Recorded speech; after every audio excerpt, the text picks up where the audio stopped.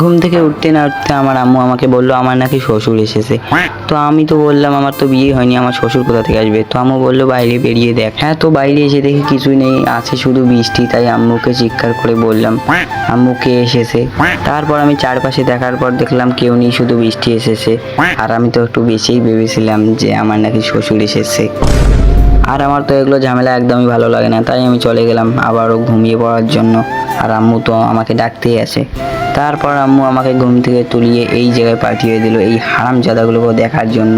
এগুলোকে আমাকে দেখতে একটুও ভাল লাগে না, তবুও এগুলোকে দেখতে হয় বাধ্য হয়ে, নয়তো আম্মু আবার বকা দেয়। তারপর আমি ওখানকার ঝামেলা শেষ করে চলে আসি বাজারে, আমার বন্ধু আছে সাথে। তারপর বেশ কিছুক্ষণ ঘোরার পর চলে আসলাম এই আমরা ভাঙ্গা দোকানে, না মানে আর কি ভিআইপি রেস্টুরেন্টে।